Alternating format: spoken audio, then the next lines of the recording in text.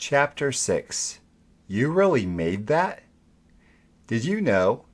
The picture used for Ken Griffey Jr.'s 1989 Upper Deck rookie card was altered to show him as a member of the Mariners. He was actually wearing a hat from his minor league team, the San Bernardino Spirit.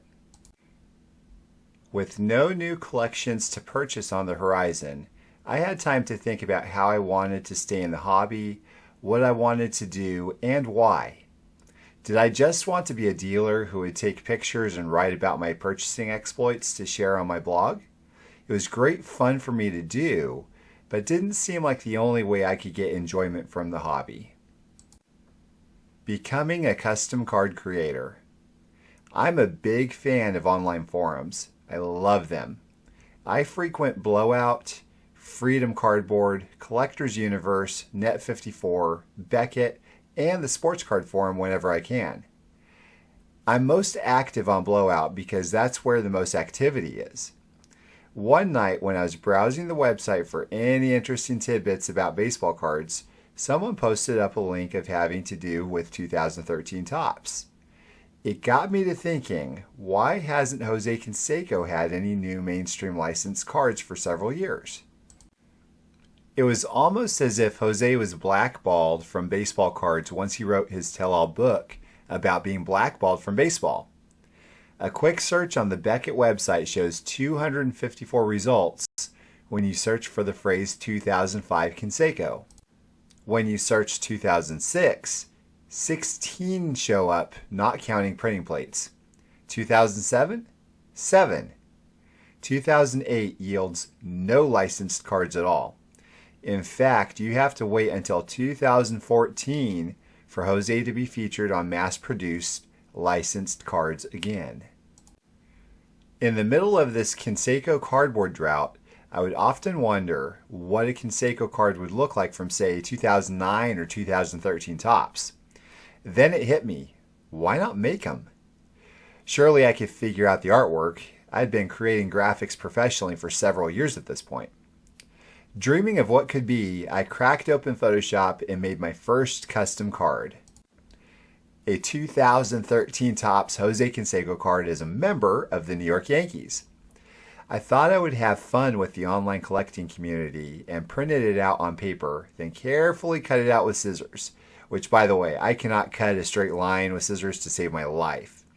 I placed my handiwork in a top loader. I then took a picture of it with some real 2013 Topps cards that were on my desk, making sure not to catch the shine of the foil from them in the photo, so that way they all looked the same. I posted a thread about it and asked people if they were aware of a short printed Canseco in 2013 Topps that wasn't on the checklist. I was excited to see what controversy I could stir up. Almost immediately, people called my bluff, so just like that, the jig was up before it started. Regardless, I had a lot of fun and was amazed at how close I could make a fun card that didn't exist using Photoshop, printer paper, and scissors, crooked edges notwithstanding. It made me wonder what else I could do if I really put my mind to it. Canseco comes to Houston. I heard that Jose was coming to town, so I had an idea. What if I were to create some custom cards and have him sign those? This truly excited me, to create cards that didn't exist of Jose so that I could have my own personal custom one-of-ones of him. I ended up making a few Allen and Ginter style mini cards of him that came out great. I didn't yet know how to create refractor or superfractor cards, so I had Mark, a very talented and well-known custom card creator, make some for me for the show. The results were very impressive and excited me even more to have Jose sign them. Holding various custom color refractors of Canseco from 2009, 2011, and 2013 Topps was awesome. They were incredibly beautiful and no one else had them except for me. While Mark did the refractors and superfractors, I was up until 3 a.m. the night before the signing and woke up at 7:30 to finish up the Allen and Ginter style mini customs myself. To make sure everything went off without a hitch, I purchased a number of markers for testing purposes to see what would give me the nicest looking signature. I settled on blue Sharpies for the refractors and superfractors, and a thinner red Sharpie for the mini cards. I drove to the card show where he was at and stood in line with my heart pounding in my chest, just like it did when I was in line for his autograph the year prior. I was eager to show him what I had made. When it was my turn, I was able to show him the work I had done. He studied them carefully and said, "Really? Wow, these are cool." When it came to the mini cards, he signed them and said, "This is the smallest autograph I have ever done." I asked him to mark each of them as a 1 of 1, to which he obliged. A mere 4 months later, Topps released his first real Allen & Ginter card. They had him sign the out of 10 version in red and had him hand number them out of 10. So the customs I created to have him sign of 2011, 12, and 13 meshed nicely with the real deal from 2014 and beyond. It was nice to not only have cards that I wished had been, but to know that he signed my minis first before any others for the card companies. The best thing was that Canseco complimented me on them. It was such a great day. Recognition from players and celebrities. Jose isn't the only player I was able to get autographs of my customs on.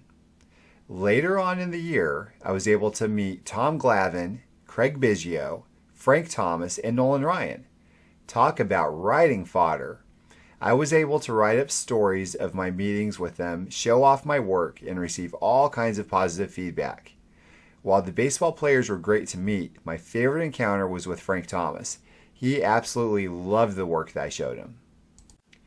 Eventually, this grew into a through-the-mail, TTM, autograph obsession that wasn't just limited to baseball players, but to celebrities as well. Surprisingly enough, I received positive feedback through the mail from various stars and celebrities. Tony Danza wrote me saying that he liked and wanted a custom card I did for him, a superfractor style card of him as a boxer. Nick Offerman, the actor who played Ron Swanson in Parks and Recreation, also wrote to me. He didn't give any feedback on the card, but he did write me a note as a response to what I had written to him. At the end of my letter to him, I wrote this request. "Would you please sign in the white area of my custom mini? It would be cool if you would put bacon as well, since I too am a fan of it." When I received an envelope in the mail that said it was from Nick Offerman, I was excited to open it up and see if he did what I had requested. To my surprise, he wrote a little note. Here's what it said. "Tanner, I will try to please you, but the allotted space is too bleeping small. Nick Offerman." You know it's going to be a good day when one of your favorite television personalities sends you a profanity-laced personalized message. Shortly after my Canseco encounter, I just knew I had to learn how to create any type of custom I wanted, no matter the cost. Over the next few months, I spent a lot of time and money figuring out how to create my own cards that looked real. This included refractors, superfractors, die-cut cards, relic cards, cut autographs, jumbos, booklets, and more. I spent many late nights running to the store so I could get different types of cardstock, adhesives, and printable acetate to perfect my craft. I would stay up past 2 or 3 a.m. designing, printing, cutting, and gluing until I reached the desired effect. It was maddening and stressful, but well worth it. I spent a lot of money buying supplies on eBay and arts and crafts stores for testing purposes. I would often write detailed articles about my successes, failures, and the end product, complete with pictures and anything else that was going on in life at the time. My articles would oftentimes be quite eclectic, but they seemed to connect with people. For more feedback, I decided to self-syndicate my articles by posting them on all of my favorite online forums. It's on these websites, after all, that I initially received the majority of my feedback. I received so much praise, I felt like I found my personal calling in the hobby by creating cards for my collection that didn't exist and writing about them. While I was not by any means the first or only custom card creator, a quick eBay search shows over 10,000 custom cards are currently for sale, I quickly became one of the most well-known. Hearing how people thought my work was better than anything else they had ever seen, including what the card companies were releasing, was truly thrilling.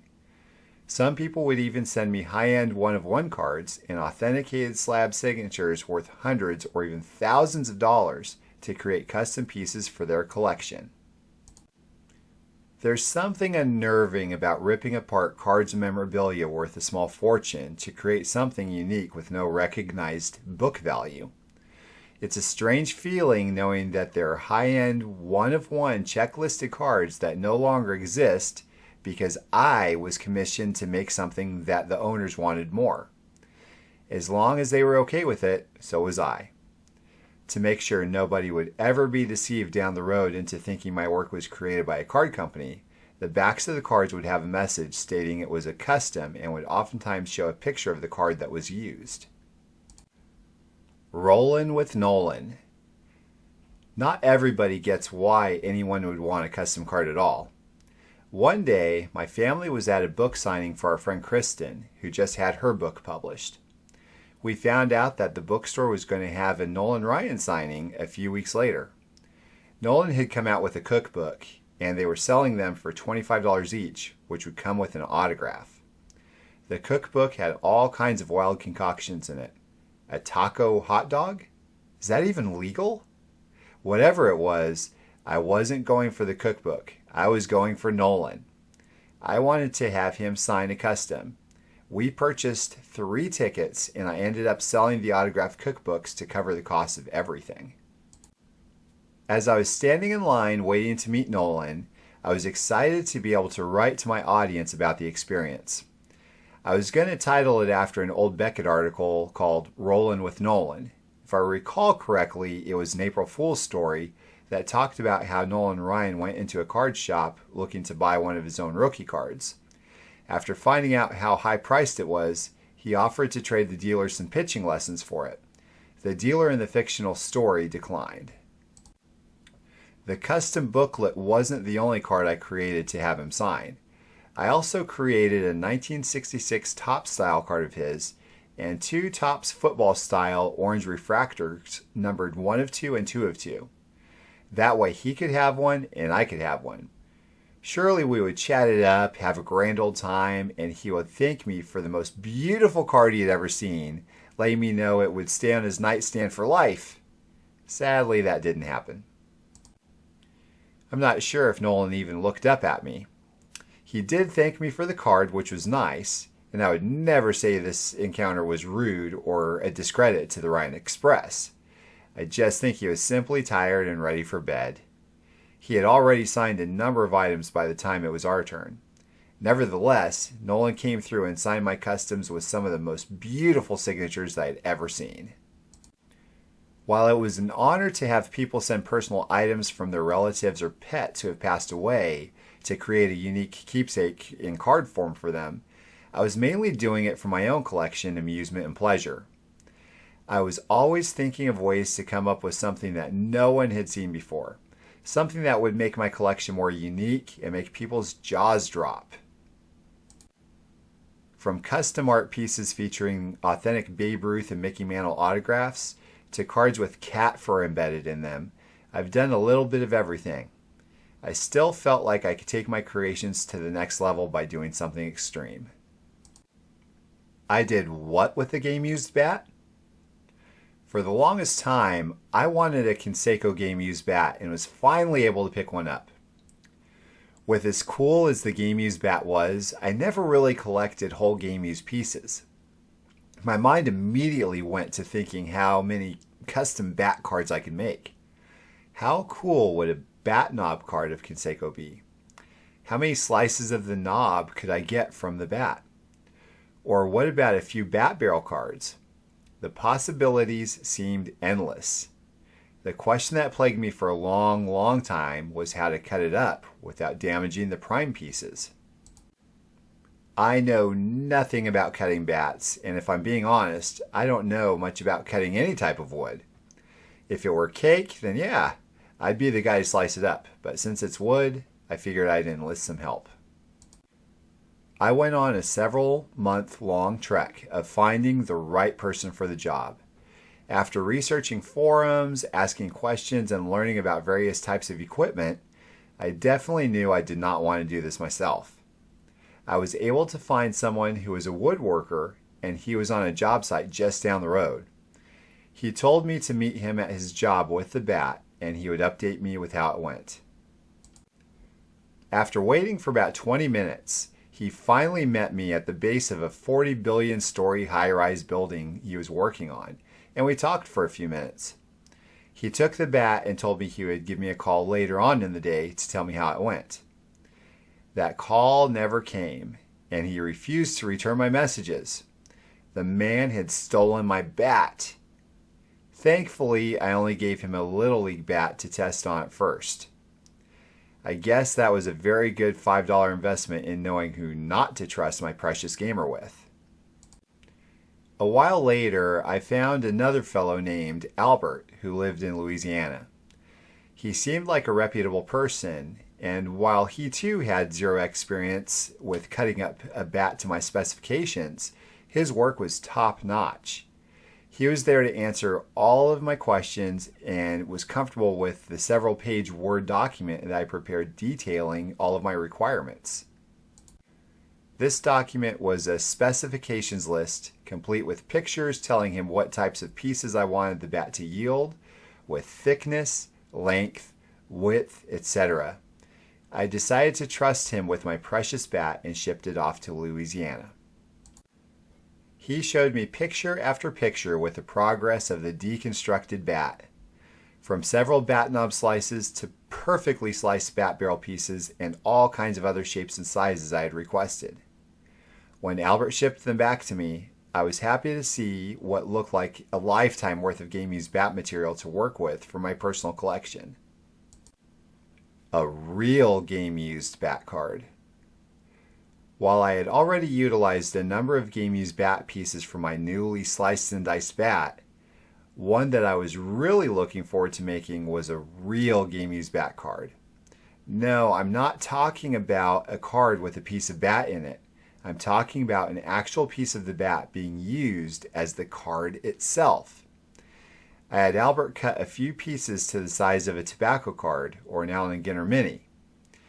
It took a while for me to sand and perfect it, but I found a way to transfer my Photoshop handiwork directly onto the front and the back of the wood piece. I left a spot for Jose to sign if I ever were to meet him again. Bash Brothers booklet that shouldn't exist.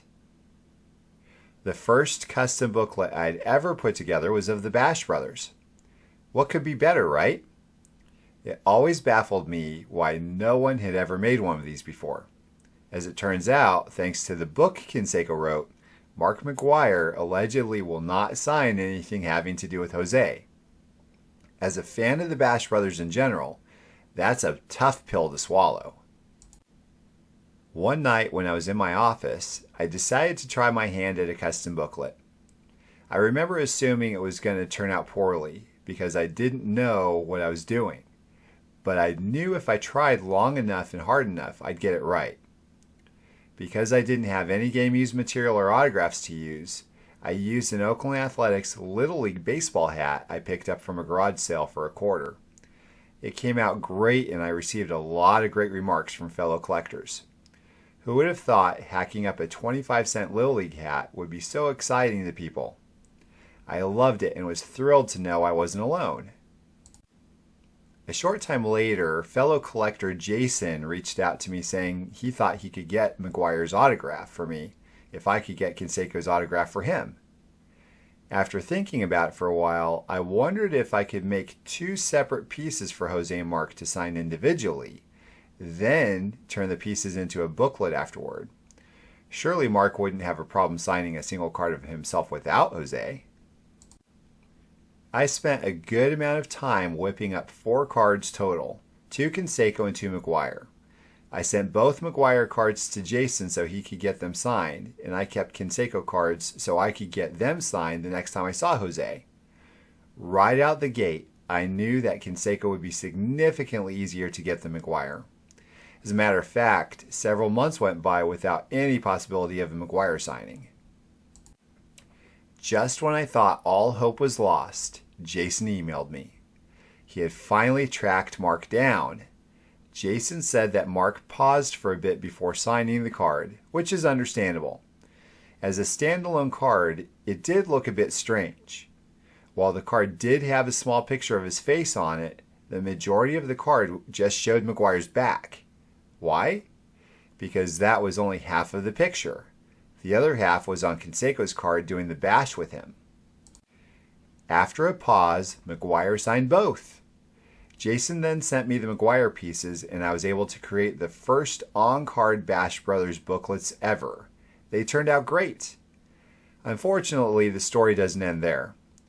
Jason never did get his booklet as someone had stolen his package from the mail. Thankfully, we were able to collaborate again and create a few different Bash Brother booklets. Jumbo 12X Cut Signature Booklet. For every baseball fan, the best feeling you can have is when your team makes it to the World Series and wins. For me, that point was in 1989 when the powerhouse Oakland Athletics took their cast of superstars and veterans to beat the Giants. I remember being glued to the television and begging for my parents to put the game on the radio if we had to drive somewhere during the game. I also remember the earthquake and feeling it too. I remember Dave Stewart being virtually unhittable. I remember the swagger that Canseco and Henderson had. They oozed confidence, the infectious smile of Dave Henderson, the dominant and fearless look that Dennis Eckersley had each time he took the mound. I also remember being heartbroken when one by one my heroes were traded off or retired. The A's were no longer the same team I had rooted for. Nevertheless, the 1989 Oakland Athletics will always be my all-time favorite. One of the favorite pieces in my collection is my game-used 1989 World Series baseball signed by the entire team. While I love it, I wanted something that was in card form. That card companies will likely never make anything really cool that commemorates this team, so the gears in my head started turning. I've already done a Bash Brothers booklet, so what should I do this time? Should I add Walt Weiss? All three were consecutive Rookie of the Year award winners. They played in the '89 World Series. But what about the Man of Steel rookie Henderson? Would it even make sense for those four to be together? Eckersley and Dave Stewart too. What about Dave Henderson? Speaking of Dave, what about Dave Parker? I'd be a fool to forget Mike Moore and Terry Steinbach. As you can see, I had a lot of things floating around in my head. I decided to start researching how to get autographs, and slowly but surely I was able to gather who I wanted. It was maddening to try to find autographs that would work though. Index card autographs were typically too large, and some players didn't even have autographs available online. I would say among the most difficult to obtain workable autographs were Terry Steinbach and Mike Moore. Steinbach's signature is long, and Moore's signature is tall. As a custom card creator, you quickly learn that if you're building a custom cut signature card, the autographs need to be the right size. Through eBay, friends of the players, and mail-in donations directly to the players, I was able to secure all 12 autographs I wanted to use. My collection consisted of various signatures on blanks, in-person autographs, and certified pack-pulled autographs. Some signatures were on sticker and some were on card, with all being obtained from different places. Clearly, I was going to be working with a very diverse group of autographs. Based upon what was available, I knew that this wasn't going to be a project made of clean, perfectly signed white autographs, all in unison on a sterile design. This was going to be an explosion of colors and styles. I was perfectly fine with this because that describes the 1989 Oakland Athletics to a T. The next question was how do I get all 12 autographs to fit on one card?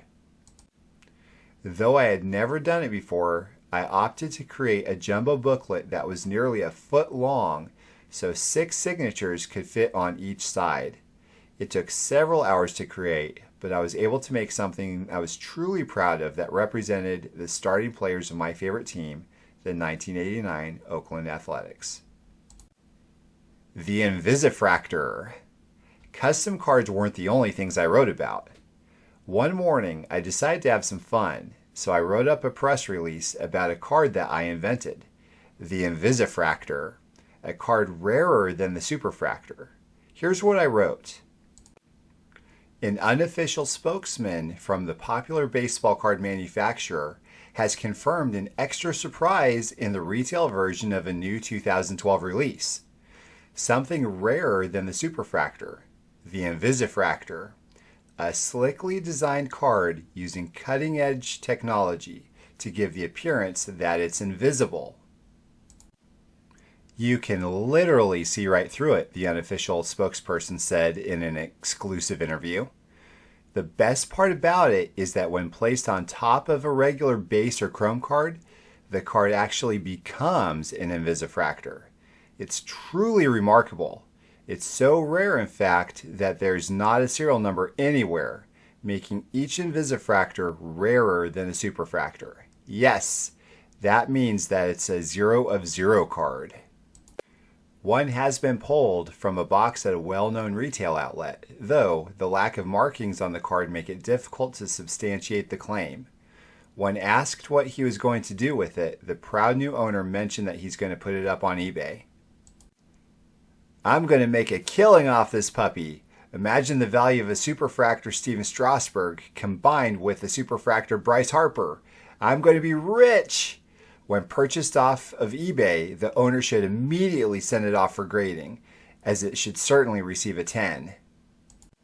While some are not clear about if this is a hoax or not, others claim they see right through this shameless shenanigan to score some easy money to buy some more baseball cards. That was the end of the press release. So for the fun of it, I posted it on eBay just to see what would happen. Lo and behold, people started bidding. I laughed pretty hard because the auction was literally for an empty top loader. To remove any doubt, I posted a joke video on YouTube explaining what it was and showing it. That was literally just an empty top loader. Still, people continued to bid. When this continued, I publicly stated that I would not hold the winner to paying whatever the end price was, just in case they didn't get the joke. If they did end up paying, I stated the money would go to charity. At the end of the auction, the final price, $122.49, making it perhaps the most expensive empty top loader ever. My favorite thing about it all is that my term Invisifractor has been widely used in the hobby to describe a missing hit from a pack, empty mail day packages, and more. Mustache for sale. In 2015, I fulfilled a lifelong dream and grew a handlebar mustache. I've always loved them, and my grandpa Graham had one. Simply put, I don't think there's a cooler thing you can do with your facial hair. I received tons of compliments, and people have even asked me to pose with them for pictures.